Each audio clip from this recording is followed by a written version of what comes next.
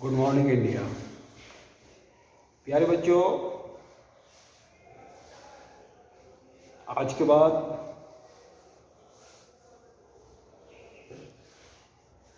School में छुट्टियां हो रही है, लेकिन ऐसी बात नहीं है कि छुट्टी हो रही है तो आप आराम कीजिएगा। ये तो सरकारी रूटीन है, सो चलता रहता है। आइए पहले आज एक खाका हम खींचते हैं, रिक्त स्थान हम बनाते हैं और उसको आप भरिएगा।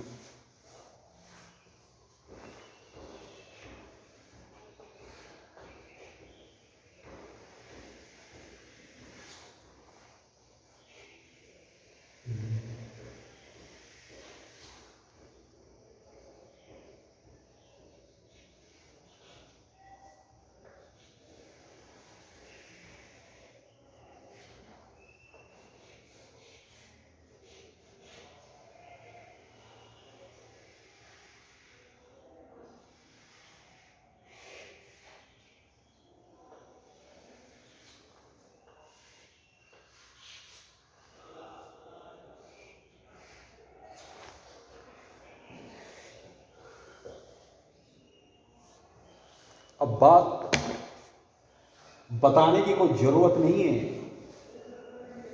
कि इसमें क्या बनाना है। इशारे इशारे में आपने मेरा मकसद समझ गए होंगे कि सर क्या बोलना चाहते हैं। बच्चों,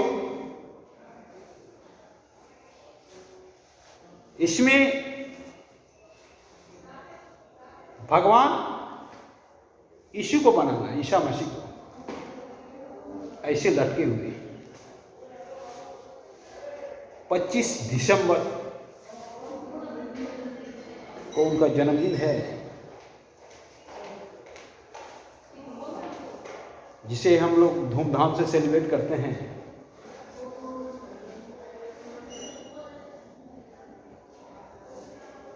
तो कोई भी गॉड जो होता है, गॉड क्यों होता है, इस पर हम आज चर्चा करेंगे। चाहे भगवान यीशु हो, चाहे भगवान गौतम बुद्ध हो,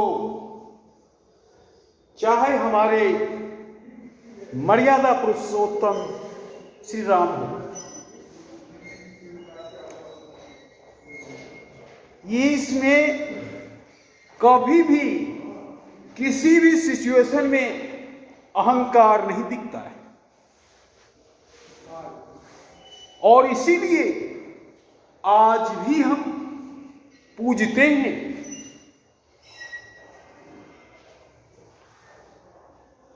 गॉड में अहंकार होता ही नहीं है, और किसी भी सिचुएशन का सामना हमारे महापुरुष, जिसको हम गॉड बोलते हैं, हंस कर किए। चाहे भगवान श्री राम क्यों ना हो, चाहे भगवान बुद्ध क्यों ना हो, और चाहे ईसा मसीह क्यों ना हो। और हर भगवान को अवहेलना का शिकार होना पड़ा है। हमने बुद्ध को मारना चाहा, हमने भगवान यीशु को भी मारना चाहा, और हमने तो भगवान श्री राम को भी हर तरह से नेग्लेक्ट किया। लेकिन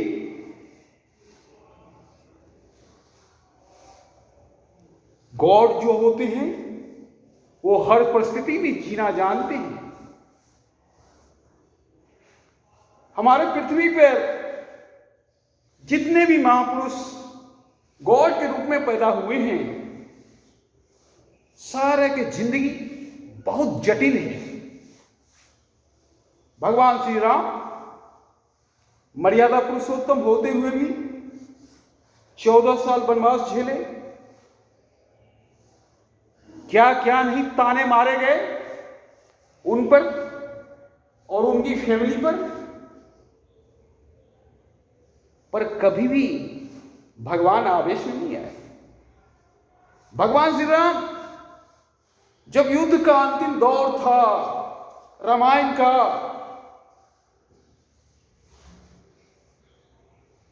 तो उसमें भी भगवान ने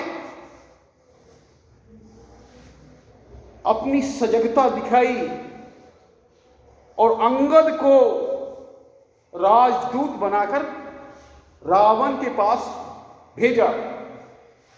अब बोला जाके कहना अभी भी कुछ बिगड़ा नहीं है, वो मेरे सीते को लौटा दे, हम खून खराबा नहीं करने आए हैं। तो अंतिम समय तक भगवान का उद्देश्य युद्ध के प्रति नहीं था। युद्ध मजबूरी हो सकती है, लेकिन कोई भी गॉड युद्ध नहीं चाहता है। और इसी का परिचय वो रामायण का दृश्य देखने को मिलता है। अंगद भरी राजसभा में जाता है और अपने प्रभु का मैसेज संदेश देता है, पर रावण कहां मानने वाला था। रावण तो घमंडी था, अहंकारी था, उसका नाश निश्चित होना था। और यही एक दृश्य महाभारत में भी देखने को मिलता है। जब पांडव के राजसभा में युद्ध की चर्चा चल रही थी, तो भगवान श्री कृष्ण बोले, हम अब भी युद्ध नहीं चाहते। हालांकि उस राजसभा में भगवान से तरह तरह के सवाल पूछे गए, बोले गए कि क्या द्रौपदी का चिरहरण का बदला नहीं लेना चाहिए? क्या द्रौपदी का खुला केस खुला रह जाएगा? तरह तरह का सवाल। भगवान ने बोला, सवाल ये नहीं है कि दुर्योधन मरेगा, सवाल ये है कि इस युद्ध में इतने लाश गिरेंगे, मैं अपने कंधे पे लेने को तैयार नहीं हूं। उस फौजी का क्या दोष जो दुर्योधन के पक्ष से लड़ेगा? उसका पांडव से क्या दुश्मनी? फिर भी लाश उनके भी गिरेंगे। इसलिए मैं युद्ध नहीं चाहता। और परिणाम स्वरूप भगवान अपने ही जाते हैं राजदूत बन के।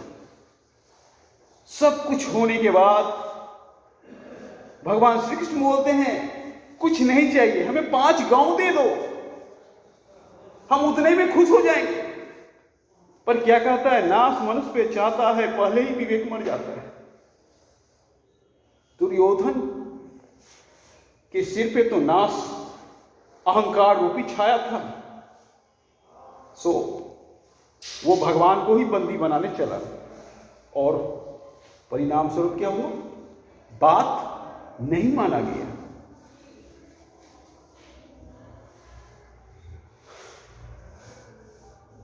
तो हमारे गॉड कभी युद्ध नहीं चाहे, और यही घटना ईसा मसीह के साथ हुआ है। ईसा मसीह को जब सूली पे लटकाया जा रहा था, तो वहां जितने भी दर्शक थे, भीड़ जो लगा हुआ था, वो दर्शक बोल रहा था अब कुछ होगा, लटकाने वाला था। पर ईसा मसीह ने लटकाने वाला जो उसको लटका रहा था, उसके लिए प्रार्थना कर रहा था कि भगवान इसे क्षमा कर देना, ये हमको लटका रहा है। इतना बड़ा बलिदान, समर्पण, अहंकार का थोड़ा सा भी दर्शन नहीं, ये होती है महानता। बुद्ध को भी इस तरह का शिकार झेलना पड़ा। बुद्ध को कई एक बार मारने का प्रयास हुआ, और बुद्ध को तो यहां तक झेलना पड़ा कि एक बार बुद्ध कहीं जा रहे थे तो रास्ते में जाते जाते एक युवक ने उनके मुंह पे थूक फेंक दिया। बुद्ध का जो शिष्य था वो आवेशित हो गया और उस पुरुष को मारना चाहा। भगवान बुद्ध रोक दिए, बोले इसकी बोलने की भाषा यही है, इसे मत मारो। अरे ये कुछ बोल रहा है, इसकी बोलने की भाषा यही है। परिणाम स्वरूप क्या हुआ? जो युवक बुद्ध पर थूक फेंका था वो बुद्ध के चरणों में गिर पड़ा और रोने लगा। तो कोई भी धर्म हो, कोई भी गॉड हो, उसमें अहंकार नहीं पाया गया, और जिसमें अहंकार नहीं पाया गया वही तरक्की करने के मार्ग पे अव्वल होता है। चाहे समय आज का हो, चाहे समय प्राचीन काल का हो, अहंकार पुरुष का, व्यक्ति का सबसे बड़ा दुश्मन होता है। और बच्चों एक बात समझ लो, हम अपने शरीर पर अहंकार कर ही नहीं सकते हैं। बिना गॉड का परमिशन का 2 डेग चल नहीं सकते। अगर शरीर का कोई फंक्शन खराब हो जाए तो हम यहीं पे गिर सकते हैं, हम यहीं पे खत्म हो सकते हैं। फिर हम अहंकारी कैसे हो सकते हैं? बच्चों, अहंकार ज्ञान को बढ़ने नहीं देता है। जितने भी हमारे 40 बच्चे हैं, कभी अहंकारी नहीं बनना, क्योंकि ज्ञान की सीमा अनंत है। जितना भी ज्ञान प्राप्त करो वो कम है। अगर तुम समझते हो कि हम सबसे अव्वल हैं, सबसे अच्छे स्टूडेंट हैं, और इस बात का अगर घमंड है तो तुम्हारा नाश सुनिश्चित होना है, या तुम्हारा वहां पे विकास रुक जाएगा। तुम और ऑब्जर्व करने की क्षमता नहीं रखोगे, क्योंकि ज्ञान तो अनंत है, ज्ञान सागर है, समय के साथ बढ़ता है। और यही बात अगर जो व्यक्ति समझ ले, उसका नाश नहीं होगा। तो मनुष्य के बॉडी में अहंकार दिखना ही नहीं चाहिए। ना अहंकार जवानी पे करो, ना अहंकार पढ़ाई पे करो, ना अहंकार सुंदरता पे करो, कोई भी चीज पे अहंकार नहीं करो। इस शरीर तो मिट्टी का है, एक दिन मिट्टी में ही मिलेगा। और बच्चों, खासकर हम आप लोग से कहना चाहेंगे कि आप लोग अहंकार ना कीजिएगा। आर्ट कॉलेज का एक अजूबा घटना मैं बता देता हूं, आपको समझ में आ जाएगा। ये कोई कहानी काल्पनिक नहीं है, ये वास्तविक कहानी है। हमारे आर्ट कॉलेज बीएफए का 5 साल का कोर्स होता है, तो उसमें बहुत सारे अहंकारी व्यक्ति भी होते हैं जो अच्छे ड्राइंग करते हैं, और जो थोड़ा सा कमजोर ड्राइंग करते हैं। कमजोर मतलब टीचर के नज़र में, हो सकता है वो अपनी नज़र में ठीक कर रहा हो। ऐसा ही एक स्टूडेंट सुबोध गुप्ता था, वो अपने काम में लगा रहते थे। हालांकि कोई किसी पक्ष से वो कमजोर नहीं थे, लेकिन अवहेलना का शिकार बराबर होते थे। और बीएफए डिग्री भी 2nd डिवीजन का है उनका, बीएफए डिग्री भी 1st डिवीजन का नहीं है। और आज वो इंडियन आर्ट का नींव है। आज वो व्यक्ति इंडियन आर्ट को प्रेजेंट कर रहा है। तो बच्चों, कोई जरूरी नहीं है कि आप आगे बेंच पे बैठे हैं तो पीछे बेंच वाला व्यक्ति आपका पीछा नहीं कर सकता है। हो सकता है पीछे वाला व्यक्ति के अंदर में ही आपको जॉब करना पड़े, ऐसा भी देखा गया। इसलिए कभी अपने आप पे अहंकार ना करो। और उसी बैच का स्टूडेंट जो टॉपर किया था वो पटना में ही है, वो कुछ नहीं कर रहा है। तो ये हकीकत है, ये कोई ऐसी कहानी नहीं है जिसे हम बना के पेश कर रहे हैं। ये हमारी आंखों से देखा हुआ कहानी है, सुना हुआ कहानी है। हम दोनों के साथ बैठे हैं, सुबोध गुप्ता के साथ भी और उनके साथ भी जो टॉपर थे। तो ये आंखों देखा कहानी है। इसलिए हम कहते हैं घमंड तो होना ही नहीं चाहिए। कौन क्या कर रहा है आपको क्या पता चले। और सही में कहा जाता है स्कूल का हीरो बाहर में जाके जीरो हो जाता है, बराबर देखा गया है। कॉलेज का हीरो बाहर जाके जीरो हो जाता है, बराबर देखा गया। इसीलिए कभी भी घमंड नहीं करना चाहिए व्यक्ति को अपने आप में। ना तो हमारे गॉड घमंड किए थे और ना कोई भी महापुरुष जो हमारे ऐतिहासिक महापुरुष हैं वो घमंड किए थे। और हमारे भारतीय टीम के कैप्टन महेंद्र सिंह धोनी जब भी खेलते थे मैदान में तो इस बात के लिए सारी दुनिया तारीफ करती थी, विपक्ष की टीम भी तारीफ करती थी। कोई भी मैच जीत जाते थे तो लगता ही नहीं था कि वो मैच जीत गए। ना तो उनको मैच हारने पे उनके बॉडी में दिखता था, ना जीतने पे उतनी खुशी दिखता था। तो ये होनी चाहिए महेंद्र सिंह धोनी वाला समर्पण, थोड़ा सा भी अहंकार नहीं। और धोनी जब तक रहे हम हर लीग में जीते हैं, चाहे T20 वर्ल्ड कप हो चाहे वर्ल्ड कप हो, हर तरह से हम जीते हैं। तो अहंकार कभी होना ही नहीं चाहिए हमारे बॉडी में। तो बच्चों,